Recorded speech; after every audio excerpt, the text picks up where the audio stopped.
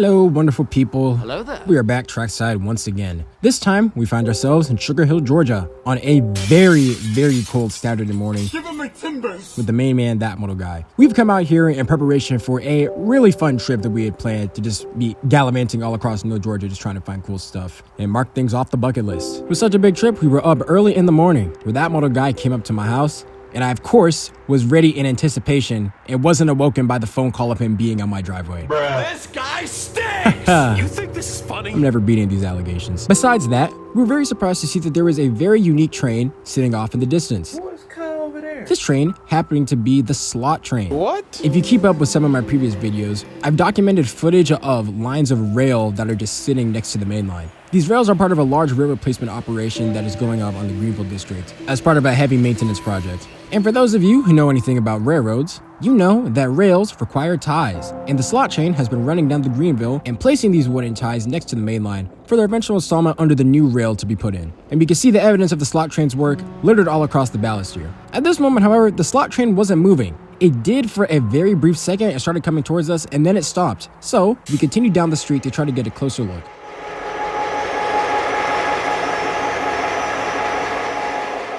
Here we find the locomotive parked but on line, in addition to a lot of gondolas that are sitting right behind it in trail.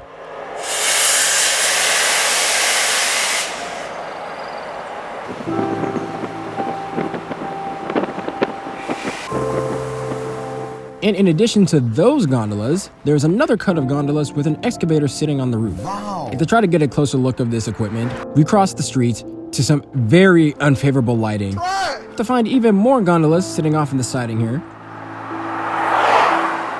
The excavator, in addition to a unique car that is sitting behind the gondola that the excavator is sitting on. And finally, we actually get to see the slot train itself, with a bro sitting on the rear car. The slot train essentially works by the locomotive that's on the front, moving a cut of gondolas, and the excavator rolling on top of the gondolas and picking up ties that are sat within inside the gondolas and just placing them onto the side of the rails. And the excavator can either mount or dismount the railroad car via the ramp that is on this specially fitted flat car that has its own cab sitting in the back. And we'll see a clue for this cab's purpose soon.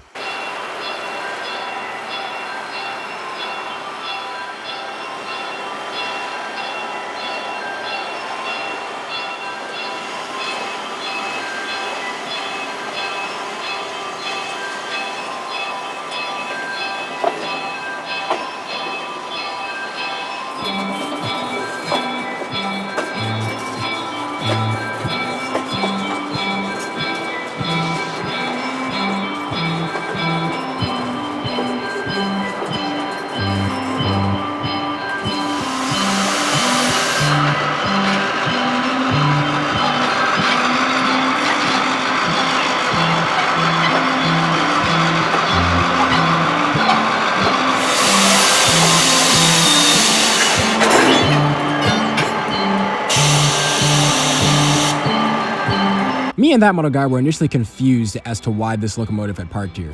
We were thinking maybe there were different crew members that were communicating with each other at this time. And so I turned back around to look at the cut of gondolas that the operator was trying to couple to, and it made sense. This train is actually being remote controlled right now. Whoa. Yes, this unit is technically an RCL, or a remote control locomotive. And our brother sitting off in the distance over there is an RCO, a remote control operator, using that large yellow belt that you see on his torso to control the power of the locomotive.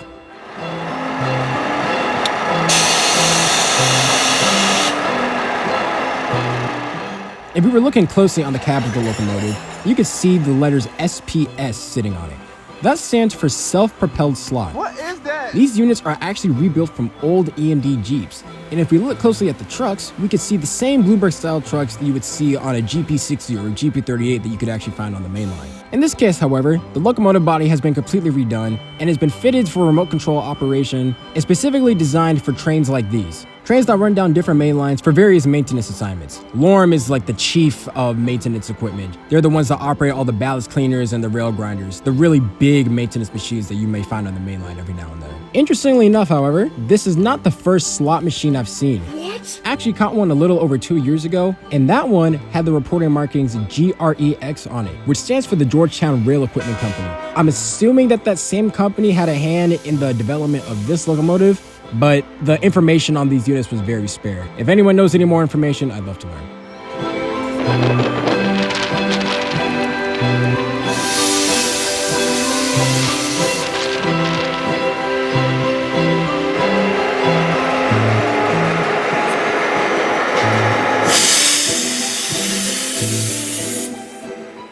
Anyways, the crew wasn't doing too much. They were just trying to cut up some gondolas, and we knew that meant that they probably weren't going to be doing too much while we were here. So we started making our way up on the Norfolk Southern Main Line, following the tracks and going through Flowery Branch, Georgia. And right before we got to Flowery Branch, we heard a call out. At least I heard it. I don't know if that other guy heard it. So I had a feeling that there was a train nearby, but we crossed the tracks and we didn't see any headlights or any indication that anything was coming by. And so we continued over towards Chambly Road until I heard another call out for CP Allen. No! And then I checked the Discord, and what do I see? No! God!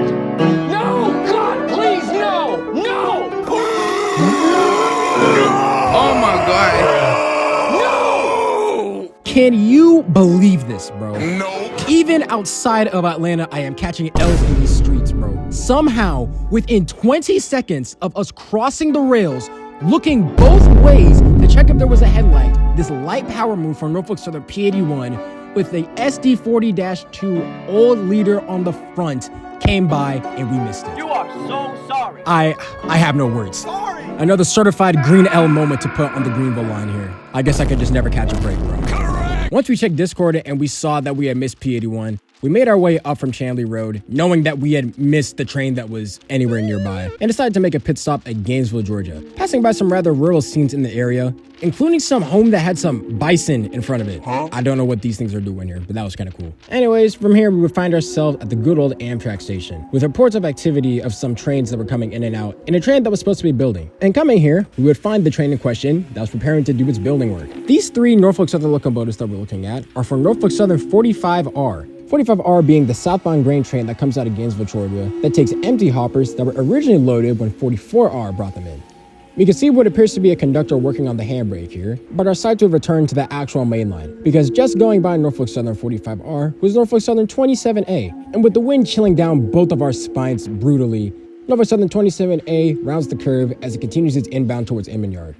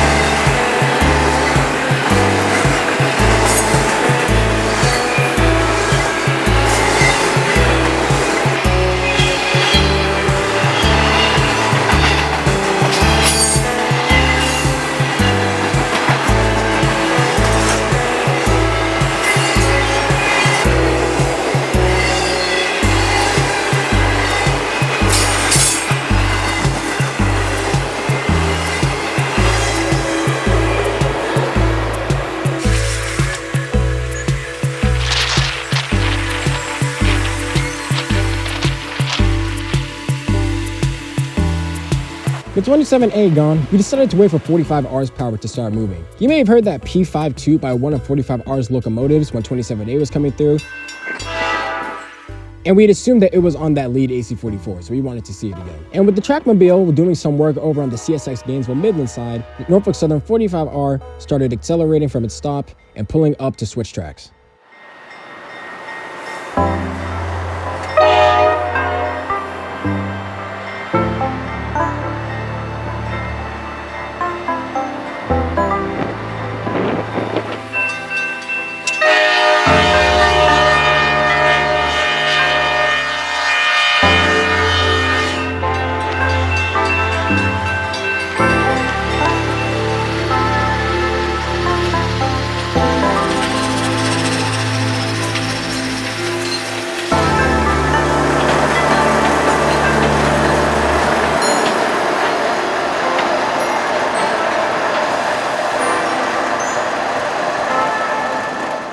And as this train came up, we made two discoveries. One, that P5 was on the trailing DC GVO, so we weren't going to be able to hear that again. And second off, the second unit doesn't have a horn. Don't know what's going on there. Those wouldn't be the only revelations that we got, because dispatch was talking to the crew, and we heard dispatch say something about 283 being in Lula, Georgia. So no pacing for us up there, but we at least knew that 283 was coming. So we continued down to the crossing just north of us to see that the cargo units are actually online at this moment, and to see 45R's power switching tracks, getting ready to reverse into the cargo mill to pick up the empty hoppers from 44R's train. We wouldn't be able to pay too much attention to these operations because before we knew it, the gates activated and 283 came rounding the curve.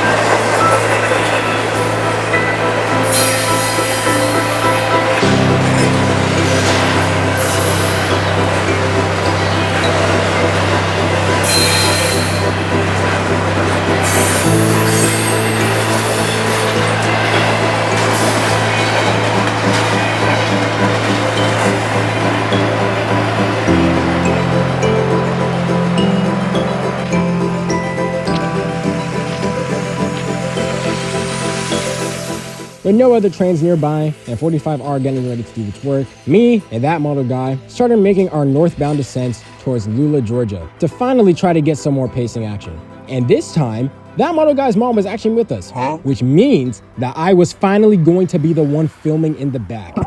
Before any of that fun would happen though, we needed a train to show up.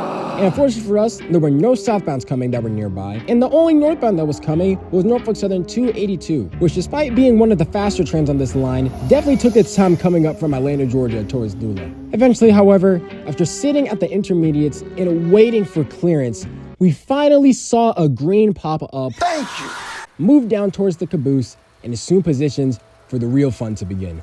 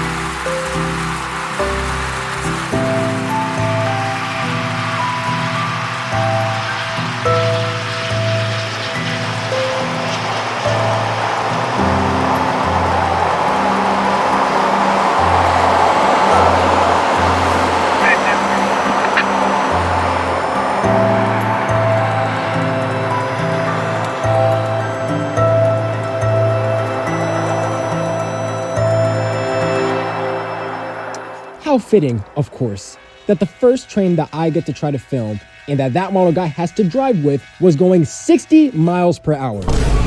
Literally racing as fast as it could on the main line.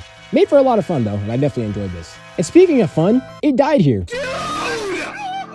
Yeah, there were no other trains nearby. We sat here for at least 30 minutes, hoping that something would get lined, and nothing ever came. So from here, we continued back down towards Gainesville, Georgia. We're coming through here, we actually heard a call out. A call out for the defect detector that is by CP Chicopee, which is down south from Gainesville. So we crossed the tracks, tried to see if we could detect anything, if there was any train coming or not. And we didn't see any headlights or nothing, so we assumed that the defect detector was probably just for 45R, that had just finished its train and had just departed Gainesville. Until we were leaving, and we were going up a hill, and I decided to drop my window, and what do you think I heard? Oh no! Ah yes. The horn of now northbound P81. Bruh. It appears that we are just allergic to seeing this train. Fortunately, as soon as I heard the horn, we hit a sharp 180 and raced back down towards the crossing to catch P81 as it heads down towards New Holland Yard, its final destination for today.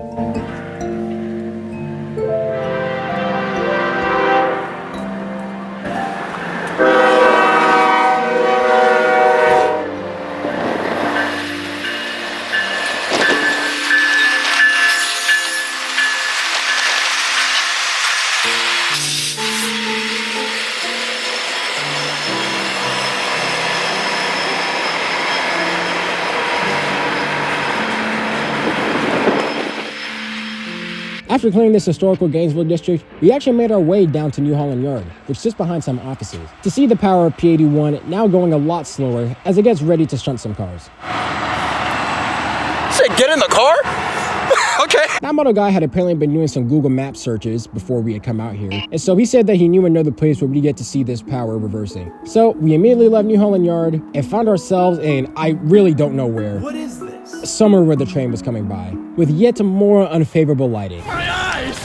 As now P81 had stopped, but was getting ready to reverse back into New Holland Yard and put away its cars that it had taken up from Chamblee, Georgia.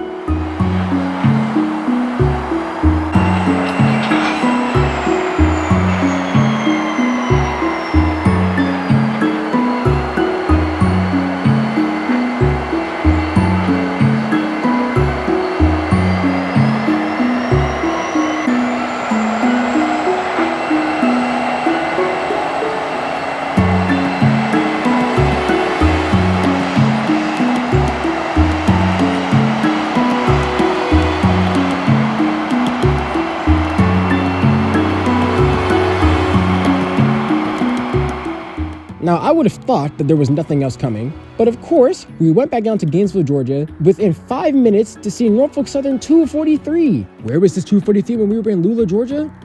God knows. Regardless, we at least got to see it here. Would have liked to pace it, but you get what you get.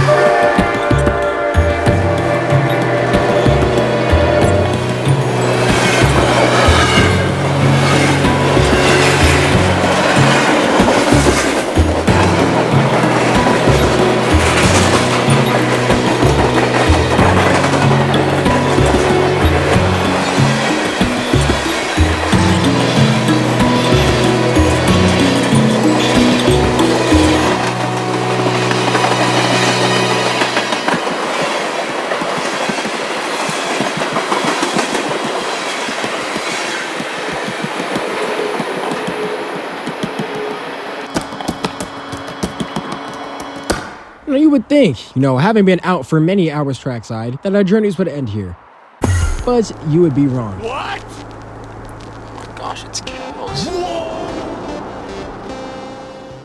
If you remember our good old railroad map of the area that I showed before, you would know that in addition to the Piedmont subdivision and the Greenville District main line that we've been on most of the day, there's another smaller branch that joins off from it. The Commerce Branch. The Commerce Branch, which splits off at the Lula Y and continues down towards central Georgia. And being a smaller and much more vintage branch, it of course had some very scenic spots that me and that would have got wanting to try out. And of course, there are basically no trains that run it. The one train, however, that we knew would be running this evening would be the regularly scheduled P11 that comes up from Commerce, Georgia and continues all the way towards East Point. It's so, following Gainesville, Georgia, we started making our way towards Commerce, Georgia, traversing the hills of rural North Georgia.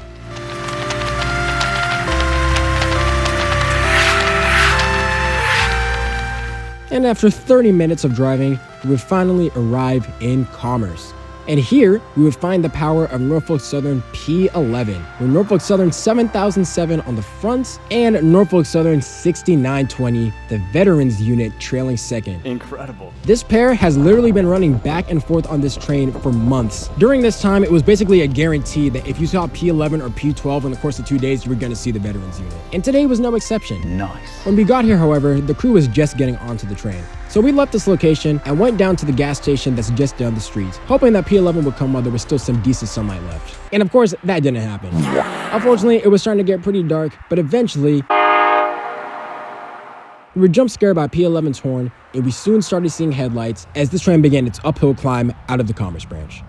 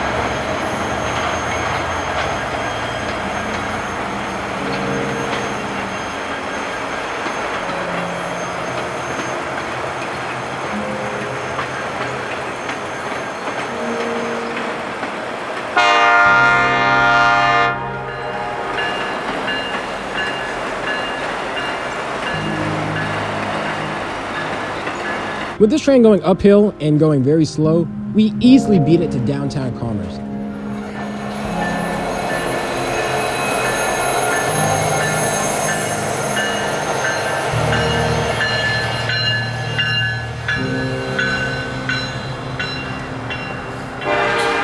Here in this very vintage city, the railroad actually completely splits the city and divides the roads in two ways, making for a very cool shot of the train going through this rustic townscape. And it wouldn't be long after we got here before the horn and headlights of P11 appeared off in the distance.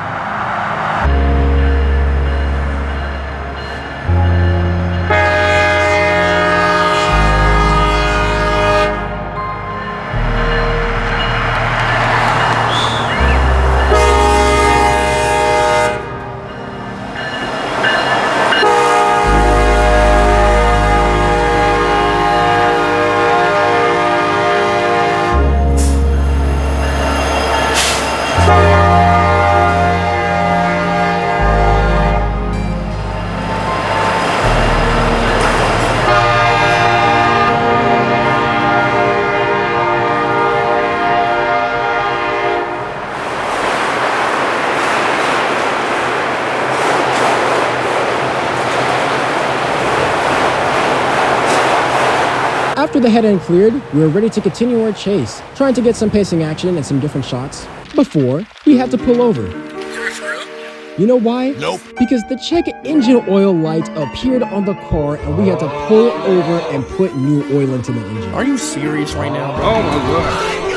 I just have a normal day, bro. Why is there always something that has to go wrong, bro? Never a dull moment, we say, but please! Fortunately, it wasn't that long of a pullover, and we were able to get back onto the chase. But at this point, P11 and any remaining sunlight that was in the sky was completely gone.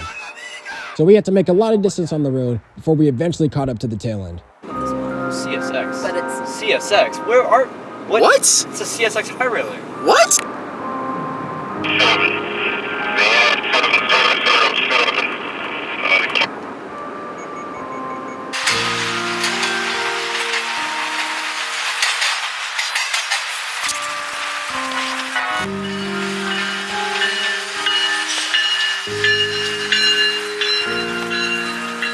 With the nightfall severely limiting how many places we could actually go at this point, we decided to just pull over next to this old gas station, I think it was, where there was some decent lighting next to the road, and we'd get a clear shot of P11 coming on by.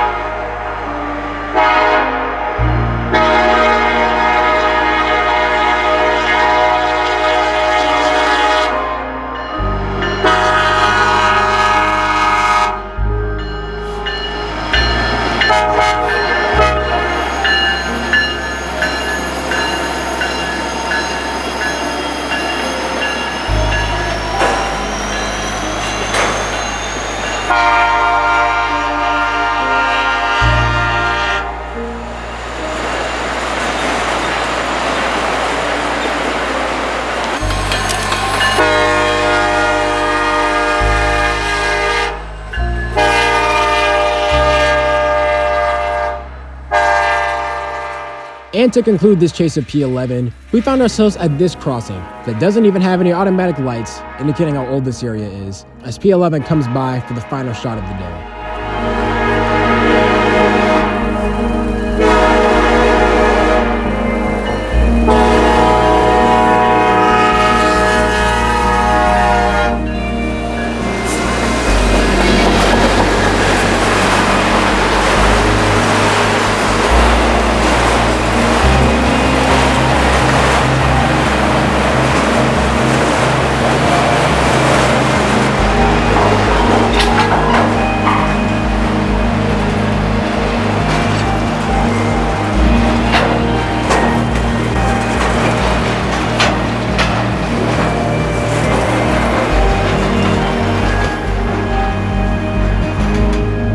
And thus, this adventure comes to an end. Took some W's, took some L's, but ultimately, this was so much fun. And I'm Auto Guy, W-Mans. It was a pleasure being out here with you and your mom, and I definitely look forward to the next time I get to see you, big bro.